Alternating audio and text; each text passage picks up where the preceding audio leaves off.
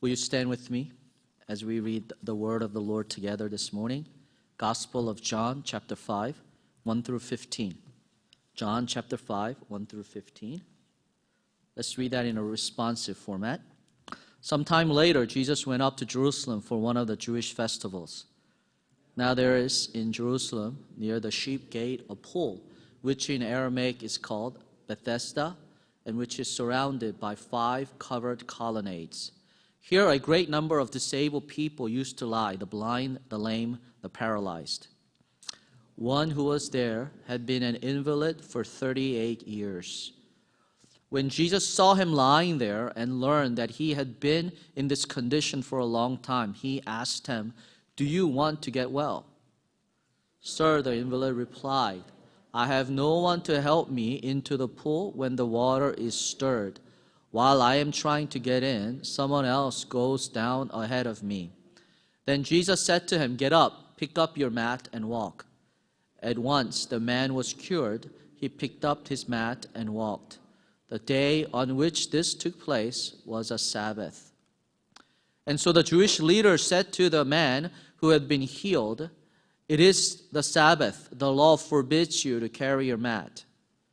But he replied, "The man who made me well said to me, 'Pick up your mat and walk.'" So they asked him, "Who is this fellow who told you to pick it up and walk?" The man who was healed had no idea who it was, for Jesus had slipped away into the crowd that was there. Later Jesus found him at the temple and said to him, "See, you are well again. Stop sinning, or something worse may happen to you." The man went away and told the Jewish leaders that it was Jesus who had made him well. Amen. Please be seated. We are continuing on our sermon series titled Questions That God Asked. Questions that God asked. And for the past month, we've gone over some of the questions that God asked in the Old Testament. And starting today and for a month, we're going to go over some questions that God asked in the New Testament, who is Jesus, the questions that Jesus asks us. Now, as I mentioned before, the questions that God asks us is not because He does not know the answer. God doesn't ask us questions for information. God knows everything. The reason that God asks us these questions because we don't know the answer. And it's important for us to know the answer. It is important for us to, in the busyness of our lives, to stop and ponder upon the answers to these questions that God asks us. And every one of these questions on the surface may not seem like difficult questions, but when you really look into them, they're profound questions they are life-defining questions. They're questions that exposes our assumptions. They're questions that exposes our insecurities. They're questions that exposes that which we have not even thought about. And today's question is no different. Question that Jesus asks this invalid, this sick person, is, do you want to get well? Now on the surface you may think, what a strange question to ask somebody who is sick. Of course they want to get well. Is Jesus being Captain Obvious here? Is he asking a silly question? Do you want to get well? Again, when we look deeper into the situation, we understand that this is a deeply profound question. And you and I need to ponder on this question today, every one of you. Whatever it is that you're doing in your life, whatever it is that you have to do today to celebrate Mother's Day and go back to work tomorrow. Today, in this hour, you need to ask this question. Do you want to get well? This happens at a place called Bethesda, the pool in Bethesda. Now, the word Bethesda is an Aramaic word, but it has a Hebrew meaning. The word actually has double meaning. One meaning that it has, it's a house of grace, house of mercy. The second meaning that it has is house of disgrace. It has a double meaning. If you look at certain concepts in a positive light, it can have a positive meaning. But if you look at it negatively, it can also have a negative connotation. And this word is that. Bethesda literally means, it could mean house of mercy or house of grace. It's a place where you beg somebody for mercy and grace and you receive it. Now, if it's also a house of disgrace where you beg somebody for mercy and grace and you don't receive it. And you leave that place with the same shame and grace you came with. So it has double meaning. It could be a place of grace and mercy, or it could be a place of disgrace and shame. Now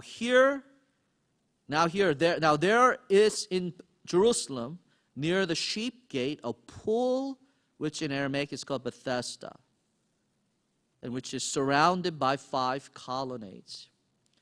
And we see in verse 3, here a great number of disabled people used to lie, the blind, the lame, and the paralyzed, and they waited for the moving of the water.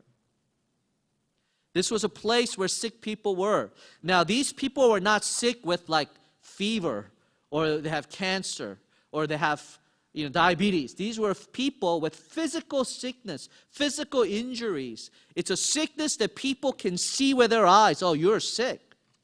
Some of you may have gotten the second Moderna shot yesterday at church, and now you're here, but you're sick. You have fever. You have chills, and I had to go through that a couple of weeks ago. But we can't tell, But people that were gathered at the pool of Bethesda, they were blind. They were lame. They were paralyzed. You couldn't hide your sickness. It was a sickness of shame. In that culture, if you remember, if you were sick or if you were injured, if you were born blind, they thought you were cursed, that somehow you or your ancestors have sinned, that this was a result of sin.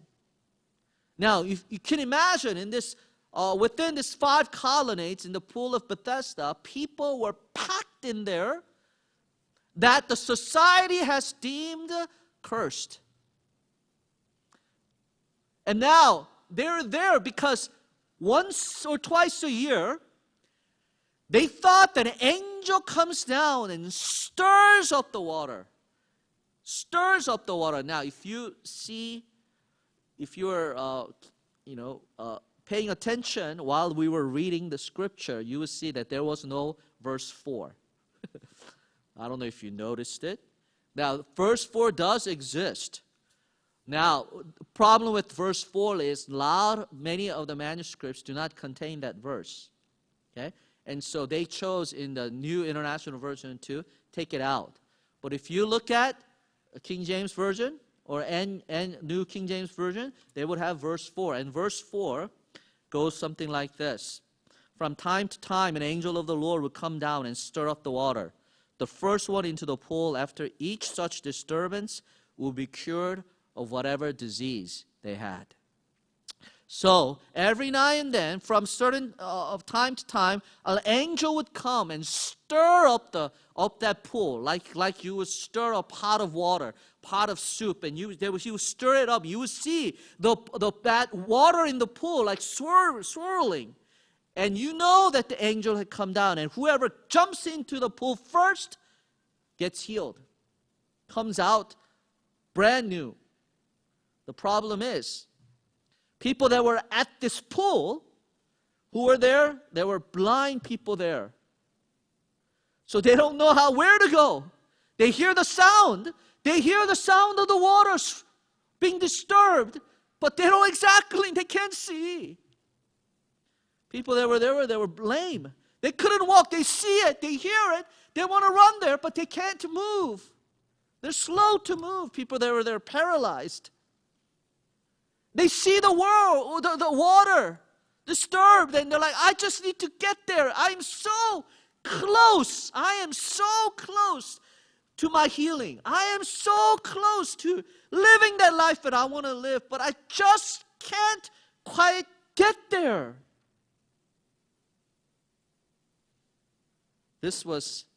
place that were packed with people that were disappointed in their lives. Experienced disappointment after disappointment after disappointment. But the reason they're still there is because there is still the glitter of hope. You know what I mean? They just can't let go because maybe I can roll my way there. Maybe I can get a little bit faster next year. Maybe I'll just work out. I'm sitting there all year. And maybe I can get stronger. And maybe I can beat somebody else there. And it is also a place of hope. But then, if you didn't get in first, it goes from this place of extreme expectation and hope only to be disappointed. So you can imagine the mindset, the mental state of the people that were in this pool of Bethesda. You talk about people suffering from bipolar disorder, up and downs in their lives. This was it. They had their physical problems that everybody could see, but they also had the problems of their heart. They were dealing with incredible waves of emotions and hope and expectation and disappointment and frustration. And no human being can take this year after year after year after year. It wears on you. It messes with your mind. And there is this one man. See, what's interesting is Jesus, goes to this place and only meets one man. It's like Jesus going to the hospital and healing just one patient. It doesn't make sense, does it? But that's what Jesus does. Some people say, well, the gifts of healing does not exist anymore. Because if you had the gift of healing, why don't you go to the hospital and pray and heal everybody? You know why? Because Jesus didn't do that. Jesus, who had the gift of healing, didn't go to the hospital to heal everybody. He went to the hospital to heal one. Anyway, that's a side point. So there was a man who was invalid, who was lame for how many years? 38 years. One who was there had been an invalid for 38 years. Now, the original Greek here, it could be translated there as in, not that he's only been invalid for 38 years, but that he's been there at the pool of Bethesda for 38 years. Can you imagine? 38 years of seeing other people run in before him.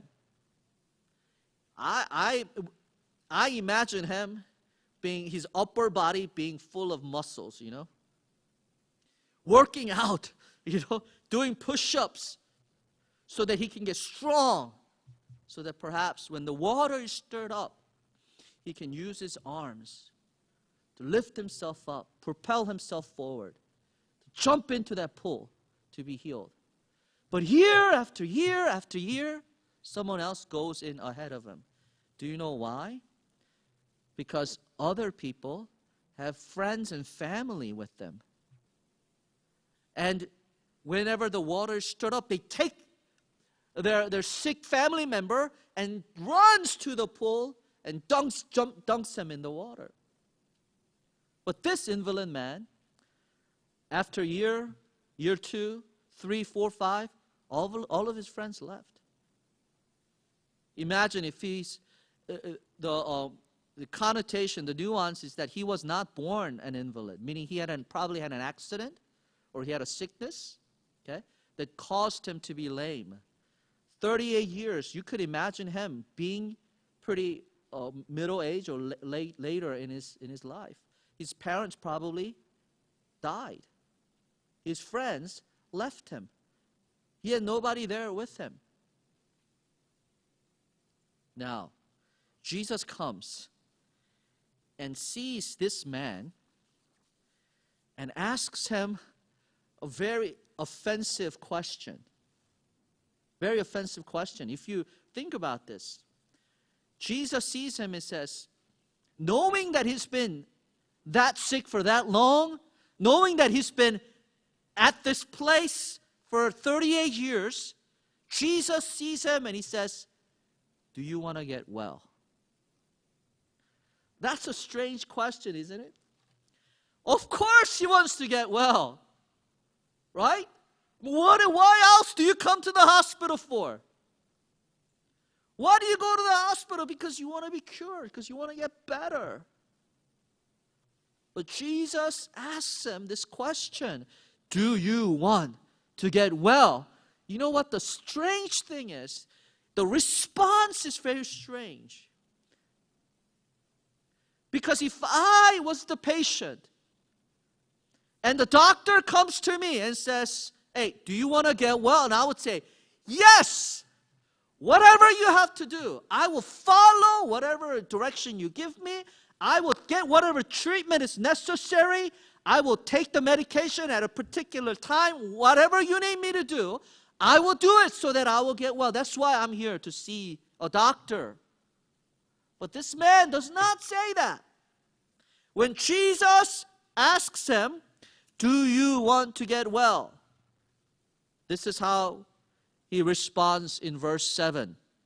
Sir, the invalid replied, I have no one to help me into the pool when the water is stirred. While I am trying to get in, someone else goes down ahead of me. And he's been doing this for how many years? 38 years. And Jesus says, look, I didn't ask you why you are the way you are. I didn't ask you why you are here for so long. I asked you only one question. Do you want to get well? Now, this man's response tells us a lot about his mentality, about what kind of condition that he was in his heart. So let me give you my interpretation of what's going on. Sir, I came to this pool of Bethesda 38 years ago, full of hope, full of dreams. I came to America, immigrated to America, because America was a place, land of where dreams come true. If I can work hard, I know maybe not in Korea, but in America. If I work hard, I know I can make it. Maybe 10 years, I will work morning shift and night shift. Maybe next 20 years, I'll have to sacrifice the vacations. I will have to sacrifice the leisure of going for a walk in the evening. Maybe I will have to sacrifice for going out to eat at a restaurant. Maybe I'll have to sacrifice my own hobbies and what I do for entertainment. But if I work my butt off for the next 10, 20 years in land of America, I will make it, sir. That's why I came, you see. I came to Pool of Bethesda because here, if I really try hard, maybe I can jump into that water. 38 years ago when I first got here, because I heard that that angel comes down every now and then, stirs up the water. And if you jump in first, you get healed. And I saw it with my own eyes. I told my friends, hey, buddy, you can just take me there and just leave me there. I'll take care of the rest. And I saw all of a sudden the water being stirred up. And I thought, oh my goodness, this is true. I thought this was, fake information. But it's true. I see it with my eyes. The water is being stirred. Oh my goodness, this guy's jumping ahead of me. And he comes out in perfect health. And I knew then and there, I was going to do whatever it took. How long ever it took, I was going to do this because I know as soon as I jump in, if I get to jump in first, I will be healed. Year passed, 2 years, 3, 5, a decade passed, another decade passed, and another. Sir, you ask me, do I want to get well? Just move on ahead, sir. I have tried and failed for 38 years. There is no hope. I have accepted the fact that this is my destiny. I have accepted the fact this is as close to I'm ever going to get to being whole. This is as close as I'm going to ever get to being happy. So, sir, thank you for your question. I would appreciate it if you just move on ahead. This is his response. See, this man, and this is, I want you guys to hear me correctly. This man thought that his physical condition was the biggest problem he had. He thought the fact that all of his friends and family left him alone, that he had no one to rely on, no one to help him, was the cause of his condition. And I'm here to tell you, your problems, my problems, are never circumstances. It is never circumstances. You think so. I think so. It feels like it. No matter however you cut it, whichever angle you look at. I just had bad luck. I just got sick at the wrong time. My friends left me. You can blame everything else. But the root problem, brothers and sisters, is never, ever your circumstances. Never, ever. The root issue is here. And this is what Jesus wanted to expose in this man. This is why Jesus asked him this question. Do you want to get well? This word, do you want to get well?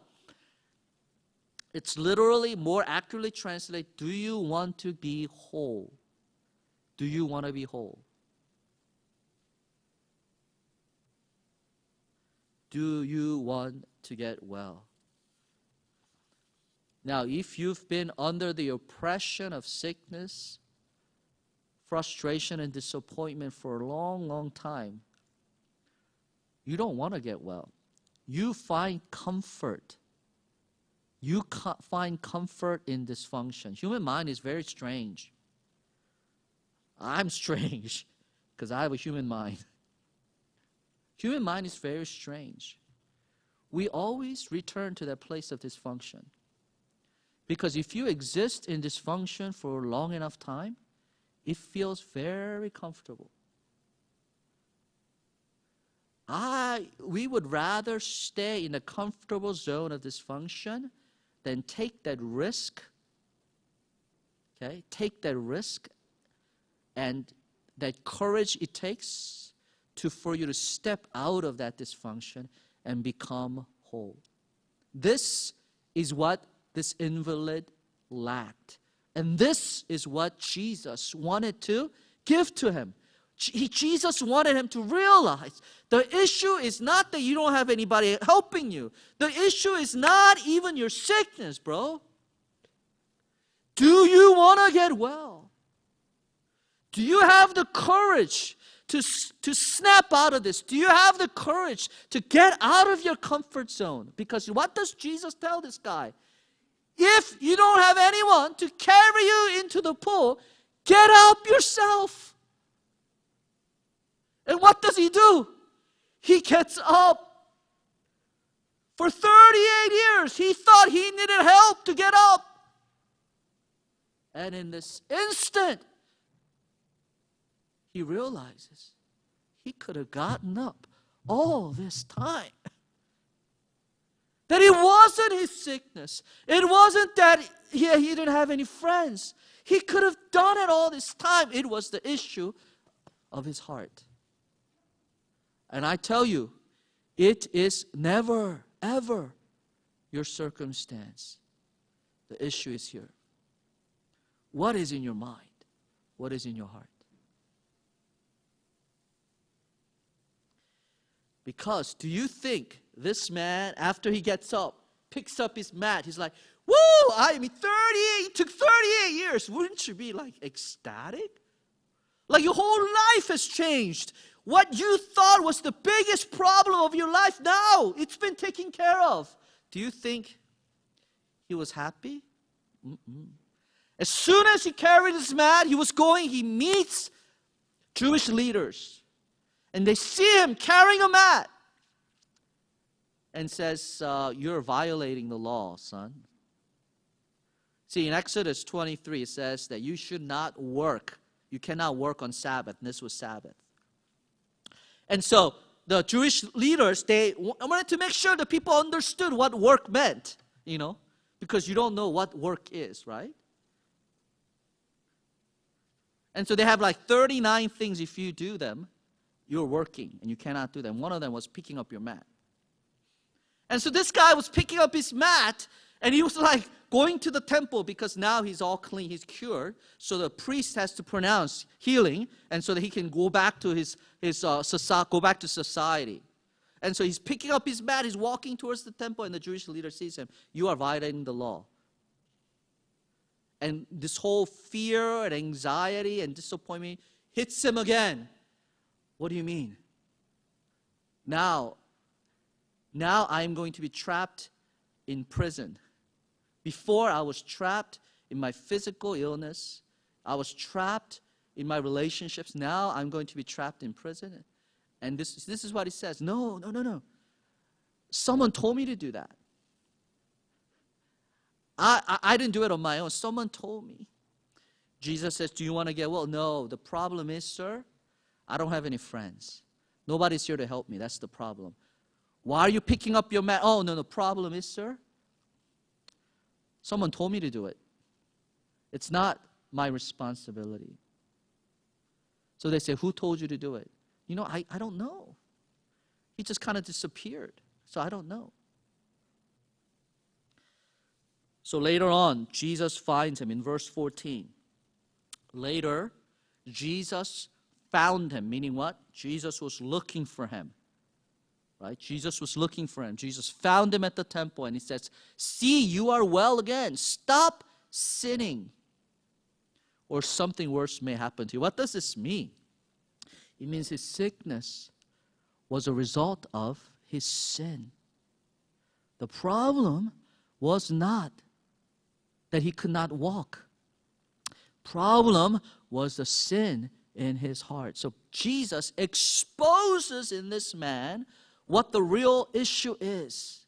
Issue is never the circumstance. Issue is never what you see with your eyes. Issue is always the problem of your heart. Jesus says, don't sin anymore or something worse is going to happen to you. You know what this man does? Oh, okay, thank you, sir.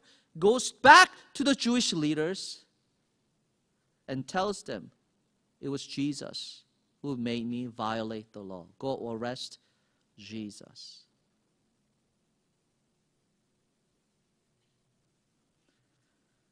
Now, there's a similar story that happens in a few chapters later. In John chapter 9. Let me explain that to you. It happens at another pool. This one is a pool of Bethesda. That pool is called Pool of Siloam. What happens is Jesus and the disciples walk by and they see a man who was blind at birth. And the disciples goes, Jesus, whose sin is that? Is it because of his own sin or because of his parents' sin that he is born blind? Now, to this invalid in front of Bethesda, Jesus says the sin was the reason for his sickness, right? But to this man born blind, Jesus says, no, it is not because of anyone's sin. The purpose of this guy being blind is so that God will reveal his glory. And so Jesus goes to him, makes some mud out of the clay that's there and slaps it on his eyes. and says, go wash yourself in the pool of Siloam. And he does.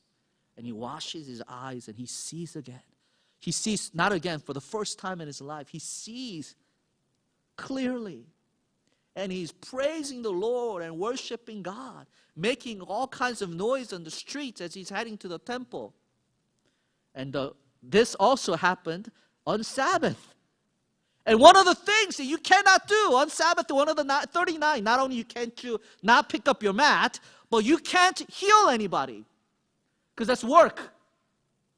So they see this blind guy. Hey, weren't you the guy that was blind from birth? Yeah. But what happened? Somebody healed me. Who healed you? You can't heal somebody on the Sabbath. That's a violation of the law. Let me go arrest him. Who healed you? And this blind man goes, actually, I don't know. I don't know who healed me. I only heard his voice. I've never seen him. And later on, Jesus finds him. And this interaction is written in John 9, 35, 38. It says this: Jesus heard that they had thrown him out, and when he found him, he said, do you believe in the Son of Man? Who is he, sir? The man asked. Tell me, so that I may believe in him. Jesus says, you have now seen him. In fact, he's the one speaking to you. Then the man said, Lord, I believe. And he worshiped him. It's a different response, isn't it? The invalid, when Jesus says, I am the one that healed you, go sin no more. He goes to the police and says, go arrest Jesus. He's the one that caused me to commit a crime. But here's another man, blind from birth. Jesus finds him. And this former blind man says, Jesus, now I will follow you. Now I believe you. Now I will serve you. I will worship you. Issue is never your circumstances. It's always in your heart. It's so cliche-ish. I don't really like to say it, but it's true. If you know Jesus, you can endure through any type of difficulties in your life. If Jesus is your Lord and Savior, you will never blame the circumstances, because God has given you the power to overcome. If you know Jesus. For many of you, just like this invalid guy in Pool of Bethesda met Jesus. He was right in front of you. Jesus spoke to you. Yet you never had genuine interest in the person of Jesus Christ. To you, Jesus was just a source of blessing. He was just a means to an end. For many of you, Jesus is, well, if you believe in Jesus, then you get healed, then I believe in Jesus. He's just a means to an end. And your end is your own happiness, your own health, and your own whatever prosperity. And Jesus was just a way to get there. But see, to this other man in John 6, the man who was born blind, Jesus was the end. There was nothing beyond Jesus that he wanted. Oh, you are the one. Then Jesus, I believe, and I worship, and I will honor you, because you are the one that I've been looking for. You're not a means to an end, but you are it, God. You're the only one that I ever want. Take everything away, just give me Jesus. Take the world away, give me Jesus. That was the difference between this invalid and this blind man. So Jesus is asking you, what is it that you really want? Do you want to get whole? Do you want to be well? If you want to be well, I want to be without sickness. That's not what Jesus is. That's not what I'm asking. I want to be without relational conflict. That's not what he's asking. I want to be without financial struggles. That's not what Jesus saying. Do you want to get well? Do you? Because if you want to get well, if you want to be whole, it takes more than healthy body. It takes more than good relationships. It takes more than financial security. If you want to be whole, if you want to be well, it takes Jesus. It takes knowing Jesus. So do you want to get well? Let's respond in prayer. Will you bow your heads with me?